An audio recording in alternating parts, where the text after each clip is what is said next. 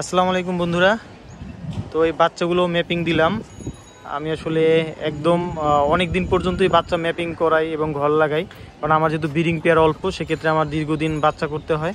তো বাচ্চাগুলো সুন্দর রোদ খাচ্ছে, আজকে খুব সুন্দর একটা ওয়েদার। তো আজকে মূলত ভিডিওটা করব। তো আমার লফটে এক ভাই রেস করতে দিয়েছে কবুতর, ইয়াসিন ভাই।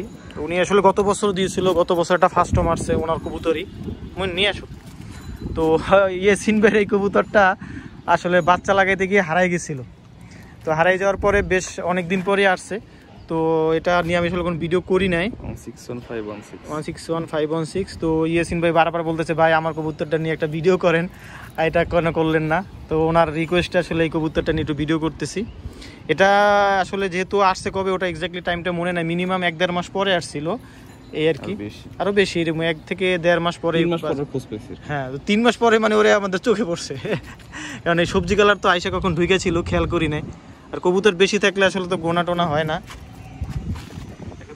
মাদিটা অনেক সুন্দর। এটা হলো ইয়াসিন ভাইয়ের কবুতর, ইনশাল্লাহ। এক নম্বরটা দেখাইছো না, আগামী বছর এসে যাবে। এটা কি লাইনের ছিল মোয়েন? আচ্ছা, কিটেল আর ওই যে আমার যে স্টিফেন লিম্বার্স লাইনটা আছে 888 জেনারেশন। এবং এরই তো একটা বোন যেটা আমাদের আসছিল, এটা কি ওই এই জেনারেশন ছিল? আগেরবার যেটা আসছিল স্টিফেন ছিল। আচ্ছা, সেম জেনারেশনই, কিন্তু ফুল না, একদিকে মিল আছে, 25% মিল আছে। ওই যে আমার আগে যেটা আসছিল ভিডিওতে দেখাইছিলাম 888 বাচ্চা, ওটা 3 মাস পর যেটা আসছিল ওটা হলো ওইটা ডাইরেক্ট বাচ্চা, আর এটা হলো ওইটা নাতি। এটা হলো 888 নাতি। তো এটাও সেম, তবে এটা এক্স্যাক্টলি টাইমটা আমরা ধরতে পারি নাই, তবে মিনিমাম 2 মাস বা 2.5 মাস পরে আসছিল। তো পরে যখন চোখে পড়ছে তখন ইয়াসিন ভাইরে জানাইছি। তো যেহেতু এক্স্যাক্টলি টাইমটা জানতাম না বিধায় ভিডিও করি নাই, কি বলবো এক্স্যাক্টলি টাইমটা না বলতে পারলে। তো যাই, কবুতরটা অনেক সুন্দর আছে। আর আজকেও কিছু একটা দুর্ঘটনা করছে, সেটাও দেখাই।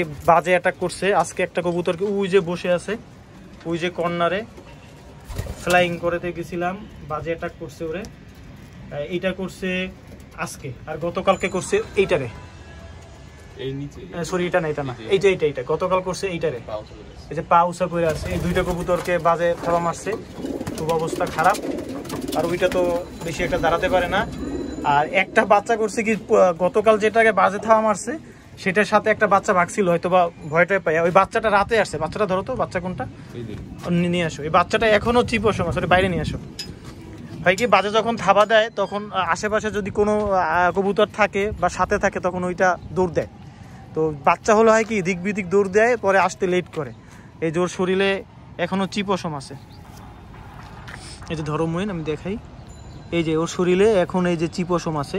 এটা ঘর লাগাইছি 1 সপ্তাহের উপরে হয়েছে। আমি অনেক ছোটবেলায় ঘর লাগাই, লাস্ট ঘর লাগানো। আমরা লাস্ট ঘর লাগাইলে ওগুলো চিহ্ন দেই যাতে মিলে না যায়। তো এটা হচ্ছে আমার ঘরের খুবই একটা পছন্দের আকাজার লাইনের কবুতর। তো রাত 9টার সময় মইন দেখে লফটে, সন্ধ্যা পর্যন্ত ওয়েট করছে, আসে নাই। তো আমাদের যেহেতু ক্যামেরা ছিল, তো পরে দেখে রাত 9টার সময় একটা কবুতর হাঁটতেছে। তো আসলে এক্স্যাক্টলি কয়টার সময় ট্যাপ ধরে আসছে এটা বলা যায় না, কারণ 9টার দিকেও ট্যাপ ক্যামেরার সামনে গেছে, তার আগে হয়তো বা করতে পারে, নামতে পারে। তো বৃষ্টির ভিতরে পরে মইন এসে বাসায় ঢুকাইছে। তো ওর একটু হালকা ঠান্ডা লাগছে, হ্যাঁ, একটু নাকটা একটু ভিজা। তো এখন ওকে আমরা কি করব, এই বাচ্চার সাথে দিয়ে রাখবো। মইন ভিতর দিয়ে ঢুকাই দাও, এই যে একটু রোদটা খেলে এই ঠান্ডাটা ক্লিয়ার হয়ে যাবে। যেহেতু রাতে বৃষ্টিতে ভিজছে, এই বাচ্চার সাথে ওকে এখন দিয়ে রাখবো যাতে ঠান্ডাটা ক্লিয়ার হয়। বাচ্চাগুলো রোদ খাচ্ছে। তো এই একটা শর্টকাট টিপস, মেডিসিন না ইউজ করে যদি ঠান্ডা ঠিক করা যায় তাহলে ওইটাই হলো বেটার, যেহেতু এটা খুবই সামান্য হালকা ঠান্ডা। হ্যাঁ, ওষুধ ইউজ না করে পারা গেলে বেটার। আর যদি দেখি না রোদেও ঠিক হয় নাই, তো আশা করি রোদে ঠিক হয়ে যাবে এটা, হ্যাঁ আশা করি। কারণ ও কালকে রাতে বৃষ্টিতে ভিজার কারণে এই সমস্যাটা হয়েছে। সারা রাত থাকলে তো অবস্থা খারাপ হয়ে যেত। যাক, ইয়াসিন ভাইয়ের কবুতরটাও দেখানো হলো, সাথে আমার যেটা দুর্ঘটনা করছে বাজে, যদিও আলহামদুলিল্লাহ কবুতরগুলো নিতে পারে না বাজে, এটা দিয়ে শুকরিয়া। তবে দোয়া করে যেন কবুতর দুটো ঠিক হয়ে যায়। একটু অবস্থা খারাপ, পাটা মানে তেমন একটা ব্লাড পড়ে না, এইটা একটু ভালো ব্লাড পড়ছিল।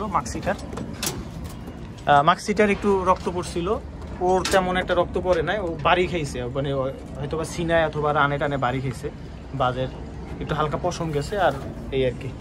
ওই দেখেন ডিম পাড়তেছে মাদি জোড়া খাইয়া, কামস নাই আর। আর এই হচ্ছে আমার মেল বাচ্চাগুলো, ওরা সব রেস্ট নিতেছে, এ তো খাওয়া দাওয়া করছে, রেস্ট নিতেছে। রিল্যাক্স চিল মোডে আছে। তো আচ্ছা ইয়াসিন ভাই আরেকটা দেখাও, সাথের ভাইটা দেখাও। ভাইটা হলো মিলি, এটা হলো সাথের ভাইটা। এগুলো হয়েছিল কি আমি একবার এই যে ভুলে ছেড়ে দিছিলাম, তখন আর কি কয়েকটা কবুতর হারাই গেছিল। তো আলহামদুলিল্লাহ লেট করে আসলো, পরে বাচ্চাগুলো সবই আসছে। এটা ইয়াসিন ভাই আরেকটা, একই জোড়ার ভাই বোন। এটা নিয়ে আসো, এটাও দেখাই। আসলে উনি শখে দিছে, ওনার এটা স্মৃতি হিসেবে থাকবে। গতবার উনি 2টা বাচ্চা দিছিল, 2টা বাচ্চার ভিতরে একটা বাচ্চা ওনার ফার্স্ট মারছে। তারপর নাহিদ ভাই দিছিল 5টা। আসলে এগুলো নিয়ে ভিডিওই করা হয় না। এটা হলো এটা টেক নাম্বার কত লাস্টে 15 তো নাহিদ ভাই দিছিল 5টা। তো নাহিদ ভাইয়ের কবুতরগুলো নাহিদ ভাই নিয়ে গেছে। উনি দোয়া করি সামনের বার হয়তো বা নিজেই লফটে রেস করবে। আর ইয়াসিন ভাইগুলো নেয় না, ইয়াসিন ভাই আবারও সামনের বছর রেস খুলবে। তো নাহিদ ভাইগুলো এর জন্য ভিডিও করে, তখন আমি একটু ওমরাই ছিলাম, এই জন্য ভিডিও টিডিও করে স্মৃতি হিসেবে রাখা হয় নাই। তো ইয়াসিন ভাইয়ের এবছর এই এক জোড়া বাচ্চা ফ্লাইংয়ে উঠছে, এ সেম আর কি। ওই যে এটা হচ্ছে এক সাইডে কিটেল, আর এক সাইড হচ্ছে 888 এর নাতি। হ্যাঁ, এই বাচ্চাটা নর বাচ্চা, খুব সুন্দর, খুব ভালো লাগে। এটা মিলি কালারের কবুতর। আচ্ছা ইয়াসিন ভাই আরেকটা আছে, ওটাও দেখো, সবগুলো দেখাই দিই এক ভিডিওতে। যে এটা ইটা, হ্যাঁ মাদিটা দেখাও, ওই যে সবজি মাদিটা। যেহেতু ভিডিও করতেছি ইয়াসিন ভাই সবগুলোই দেখাই দিই। এটা হচ্ছে ওনার আবার কিটেল খুব পছন্দ, সবজি এটাও কিটেল, সবই কিটেল লাইন। পাইছো পাসওয়ার্ডটা কিন্তু ওনার। হ্যাঁ, এটা আবার রেজাল্ট করা অলরেডি। এটা হলো 22 সালের কবুতর। এটা পাস হওয়া অনেক রেজাল্ট আছে, এটার টপ রেজাল্ট হচ্ছে 5।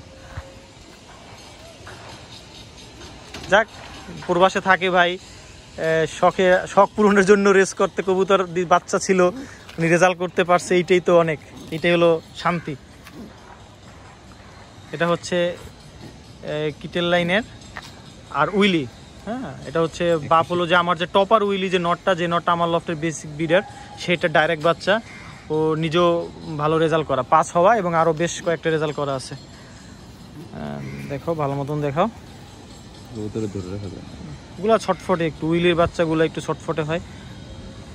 আর এদের ট্যাগ নাম্বারটা দেখো, এটা হচ্ছে 22 সালের 154356। হ্যাঁ, এটা হলো 22 সালেরটা।